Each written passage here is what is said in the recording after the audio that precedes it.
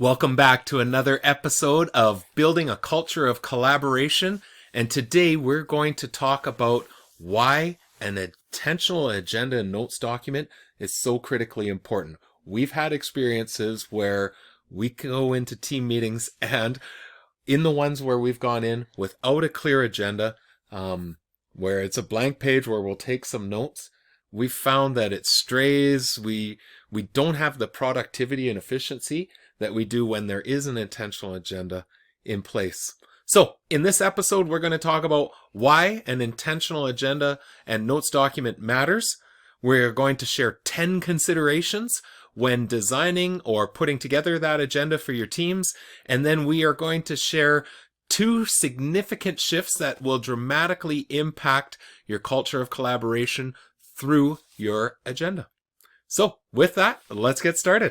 Intentional and purposeful focus on building a culture of collaboration is the secret for leaders striving to make a difference. In building a culture of collaboration, Kurtis and Lorna Hewson will share simple tips, ideas, and strategies to take your organization's collaborative efforts to the next level. When we think about an intentional agenda, notes document, we often share, don't make them separate, that there's an agenda over here and then our notes document is somewhere else. Put them together. And when we do that, we can really ensure alignment between where are we going within our meeting with intention and predictability. But what are some of the other reasons why that intentional design of the agenda and note document is so important for our teams? So we want to make sure that that documentation that we're doing helps us to be focused and really thinking about the purpose of your time together.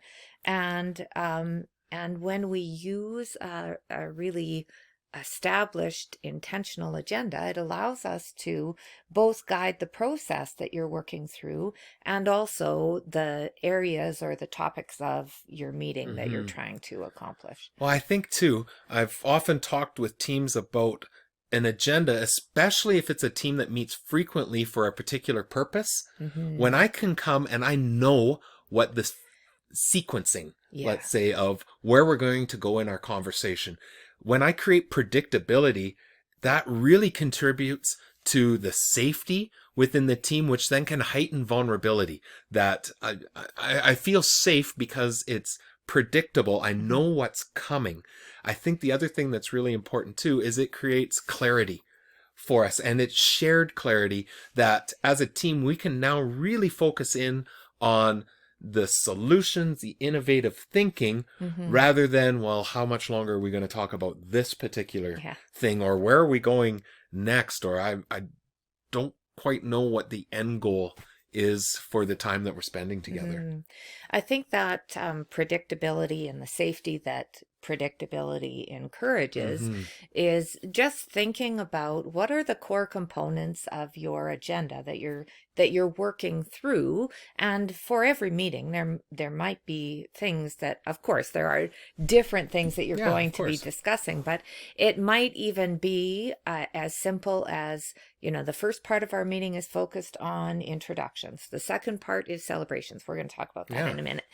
The third part is our items for discussion, or perhaps there's an opportunity to review what you've done before, then your items of discussion, and then your conclusion. And even when you think about, those very simple and broad areas, it still gives you a structure to move through so that everyone coming to the meeting knows that those 5 things you're going to move through every time that we come together. That this is what we're trying to accomplish. Okay, so let's break down 10 considerations when it comes to creating that agenda. So the first one that we talk about often is clarity of purpose. Right at the very top of the agenda, why are we meeting? And this is not about a summary of our agenda items, but what is the purpose of this time together? So when we meet with our engagement team, for instance, we want right at the top, this is why the engagement team meets, and this is what we try to accomplish on a regular basis. We've worked with a number of organizations where they'll have right at the very top 3 bullet points of what it is that we try and do. We actually, in our organization, one of our prior structures that we had was meeting with a key leadership team, and sometimes we'd meet and the purpose was X. Another time we'd meet and the purpose was Y. We had 2 different scenarios that we were meeting under, and at the top it helped us tremendously to say, when we come together for this purpose once a month, this is what we're trying to accomplish. Yeah, and in addition to that, then sometimes we have other resources and templates that we might be using for that particular purpose. So creating a table in your agenda that allows us to list the number of resources that we might be accessing throughout our So time that's our or second throughout our consideration. discussion. Second consideration is what are key docs or resources that we might have to access during the conversation. What would we say is the third one that we'd want to be able to build in? So we often talk about norms and how critical the norms are in establishing your time together and really creating that culture of collaboration through your norms. So how do you establish norms at the beginning of, a team engaging in the work, and then listing those norms on your agenda to make sure that you are attending to them and that you're really focusing in on these are the things that we have agreed that really help us to work together, help us to collaborate effectively together, and that really everyone's voice is determined through those norms or is visualized through those norms. And I think if in the agenda then we can indicate those norms, but then each time we come together, let's indicate one that we'll focus in on today. This is one that we'll practice, or this is last time we met, we strayed away from this. So today let's focus in on that one. So I think that then relates to our fourth consideration, and that is the use of tables. And you've referenced this already a little bit. Tables and cells to organize and build our agenda.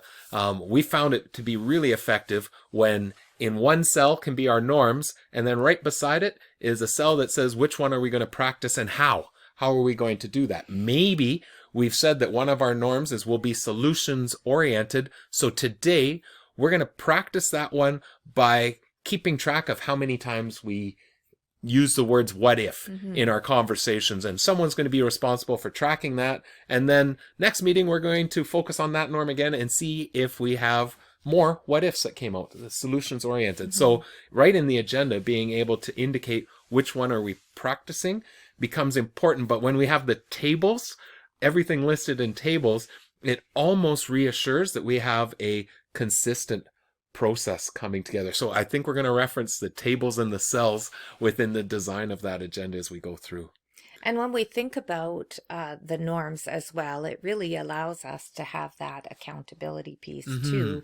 When someone is not adhering to the norms with your time together, then you have that reference to be able to go back to have conversations about, we agreed that this is what it's going to look like. So let's talk about what's actually happening. So it really gives you that foundation of bringing everyone into that culture of collaboration. So, we'll keep referencing that table idea as we go through. The fifth thing then, I think, would be the identification of roles. Making it very clear in the agenda, who do we intend to facilitate today? Who's going to be tracking time? Who's going to be recording? And we're going to talk a little bit about that recording piece here at the end of this episode. Making that really clear. And then we have seen teams that infuse different roles based on the purpose of the meeting that can help. One of the things we're envisioning within our own organization next year is we're going to make a role within our engagement team of someone who's going to be the data checker. I don't know what we'll call that yet, but somebody that for each topic that we're talking about that is referencing the related data as part of the conversation, and it'll be their job to interject and say, hey, did anyone note in the data we've seen this increase or we've seen this decline? That might inform the conversation that we're having. So making it really clear the roles within that agenda, I think, is super important. Well, and understanding that, your critical roles that you need to ensure are always part of every meeting is, of course, who's facilitating, Yep. who is keeping your records or your notes, and then a timekeeper. We would always say that a timekeeper is important to make sure that as you move through the agenda, the times that you have dedicated to different components of your agenda are going to be adhered to. So there's number 6, being able to have clear time allocations built in. Now, this does not have to be mechanical, and it may be that we've intended to take 10 minutes for this particular conversation. We reach 10 minutes and go, okay, do we need a few more minutes? Do we make adjustments? But we find that that's something that keeps us succinct and on track, but also really helps us honor we intend to finish at this time. I think all of us have had experiences where that's not clear, and all of a sudden a conversation I've come into that I thought was going to be 45 minutes turns into 90. Or in our experience, the after school meeting that is, oh my goodness, it's almost 6 o'clock and we're still here at this time. The time allocations are really important on that agenda. Yeah, for sure. Okay, so if we went into then number 7, celebrations, and we've done a whole podcast episode on the celebrations specifically, but putting them right in the agenda matters. But let's describe why it shouldn't just be a space that says celebrations and then empty space where we can take notes of the celebrations. What is something we should be doing specifically? And again, the use of tables helps this tremendously. So we attend to celebrations because we want to set the tone for our meeting, and wanting to be able to start off on that positive note. But even more important to that is that we have an opportunity to reflect on what has been happening and what has been even more positively on what's been working, but we move to the question of why has that success happened, and what are the things that have contributed to that success, because we want to identify the successful strategies that are currently being used, and perhaps there are things that could be used in other situations or circumstances. So right in that agenda, being able to have the 2 columns within the table of celebration and why. What did we do that led to that? 8th thing then would be to have clear elements of action within it. So again, within that table format of the agenda, and we'll make sure in the show notes and in the YouTube description to post a couple samples. Yeah, you bet. So that people can see what this looks like. But I think within that action component, being able to write clearly in that note-taking document, have what are the actions, who's responsible, and a timeline put right to it, that every piece of our conversation should always have but what are we doing as a result of this topic? How many times have you been in meetings, and I certainly have, where we've spent 2 hours, and at the end of that time together, we walk away and then go, well, that was a great discussion. Yeah. But what's happening? Nobody really committed to anything. So this is really critical to tying back to the purpose of your time together in your meeting, is that we want to be able to clearly identify how are we moving forward, who is responsible for taking on specific tasks, and as you mentioned, putting a timeline to it too, so that we can come back to those actions that have been clearly identified and determine whether we've been able to accomplish and where we are in our journey. And it may be, again, based on the type of meeting that we're having, the purpose, one of our key agenda items might be review from last time, where now it becomes really clear to say, did you accomplish this? How did that go? What did that look like? And we've seen some schools, organizations as well, that integrate it right into their celebrations process as well.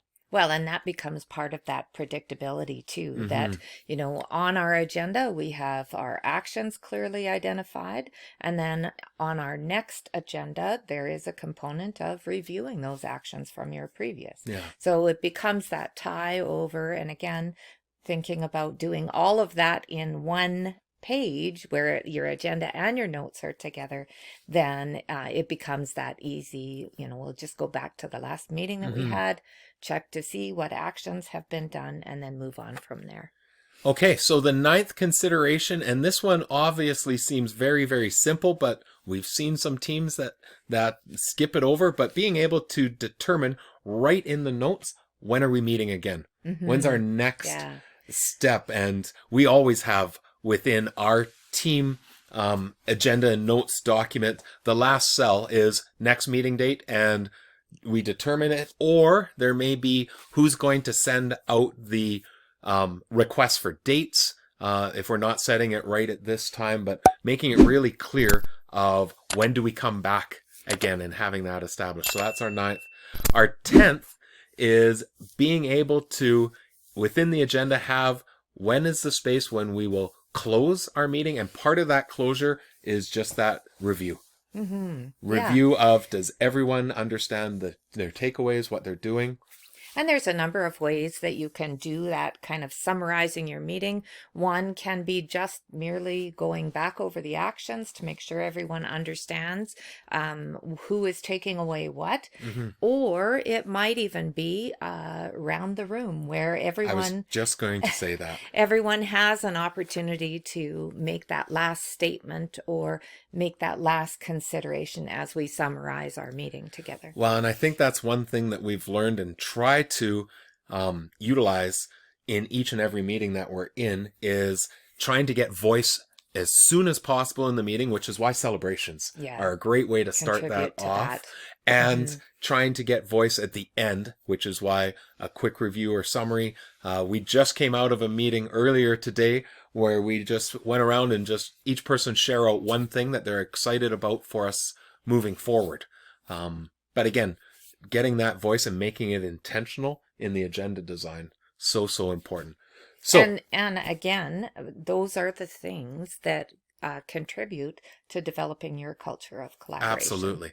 So we've shared with you 10 considerations. Now we want to talk about 2 shifts that can have a tremendous impact on forward movement in your strategic planning, but as well as that building of psychological safety in that culture, as you discussed. So one of the things that we've done within our own organization is, whenever we possibly can, agenda topics having direct linkages to our strategic plan. So for instance, we have within our plan 3 primary goals that we have as an organization. Within each one of those goals, there's strategies, and then we have clear action lines that we take.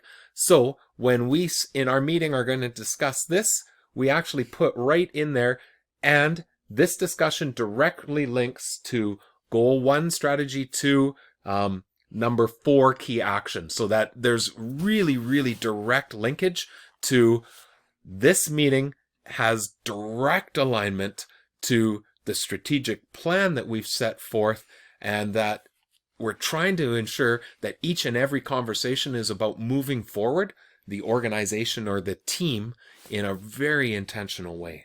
And it allows us to connect those pieces in a very clear way. Thinking about, we often develop our strategic plan at the beginning of a year, or, the beginning of a new segment of initiatives moving forward. Yeah. And we develop that strategic plan, and sometimes it doesn't become so directly linked to the action and the conversations that you're having that it becomes that develop it and then come back and review it 6 months later and determine whether you actually have made movement or not. Or it rests at the feet of one individual within the team. It's the leader has the strat plan somewhere, I'm pretty sure. But So actioning how do it. we actually evidence that we are making movement on those key actions that we've identified that are important to our work Yeah. going forward? So being able to clearly identify how do our conversations in our time together actually help to drive our strategic plan. The beauty of this too is in the design of that agenda, if we can't find the direct link, it's probably going to beg two questions. First off, is this something that we want to devote time to if it's not directly linked to things that we're trying to do to move us forward? Or if the answer to this is absolutely, this is going to help us move forward, does it indicate that we need to Something's missing. something's from our missing plan. out of our Yeah. plan? Or why are we doing this? Right. Why are we having this conversation? Absolutely. So, and I think the other shift that we've seen in relation to the agenda or notes document is the collaborative tools that we have where everyone's accessing a document, adding to it. Powerful for sure, but we have seen, especially when teams are meeting in person, if that's the case, it becomes far too easy to focus on my screen rather than focus on the individuals in the room. And we know a huge contributing factor to psychological safety is the feeling that I'm being heard and that others are listening attentively. We also know, and I've been guilty of it too, that if I've got the agenda and notes right in front of me and we're adding to it, it's easy to see an email bing in and maybe I'll check that for a second. Or this part of the conversation, it's not really pertaining, so I can do something else. We find that if as a team, if possible in the physical space that you're in, to project your notes up onto a whiteboard, a mirrored TV screen, something, it does a couple of things. First off, it gives us a focal point that we have in our conversation, but it also allows us to close down the tech other than the person who's taking the notes. And we're going to talk about why one person taking notes may not actually be the most effective for us. It does really allow us to be present. Yeah, for sure. To engage when that is up centrally, and the rest of us may not need to be in the notes or agenda document ourselves. And being able to remove those distractions by closing your laptop, and you can see on that projection the notes that are being recorded, and if there's anything that you need adjustments or additions to, then you can ask the recorder to do that, and then everyone hears what those thoughts are moving And forward. one set of notes. So when we talk about the recorder, we have seen a number of organizations now being able to say, in this meeting, Lorna is our primary recorder, but Kurtis is secondary. And that allows that when Lorna has something to say, to contribute, I can capture within the notes if that's appropriate, or it just allows that you don't have to be so focused on capturing the conversation that you can't engage in it as well. So whenever possible, being able to have that in place as well. Which also reinforces, and we've talked about this in other podcasts before too, but reinforces the idea that it is important to establish those roles, and that it's never a good idea for one person to do everything. Absolutely. So for one person to be facilitator, note keeper, and timekeeper at the same time, because it's really hard to be able to contribute effectively, but also to attend to what's happening in that meeting. So just being able to really share out those roles. So with that, we hope we've given you some thoughts and considerations when you're designing or building your agenda for your next team meeting, or maybe it's a recurring agenda that's used over and over for teams. Hopefully you've had something to take away. We would love if you would reach out if you have any questions, or even better, if you have samples to be able to share. This is how we structure our teams, and we found this to be really effective. Please add any thoughts or comments through email to us, or through the comments if you are watching this on YouTube. Please leave a review, notes, anything to engage back with us. Thank you so much, and we hope this helps to contribute once again to building that culture of collaboration in your organization. Take care. See you soon. For more on collaborative response, visit jigsawlearning.ca or join the JL Insider to receive access to newly added resources and content. Make sure to follow us on social media. Subscribe to the podcast and the Jigsaw Learning YouTube channel to access past and upcoming episodes. Join us again as we continue to share tips, ideas, and strategies to help you continue to refine your culture of collaboration.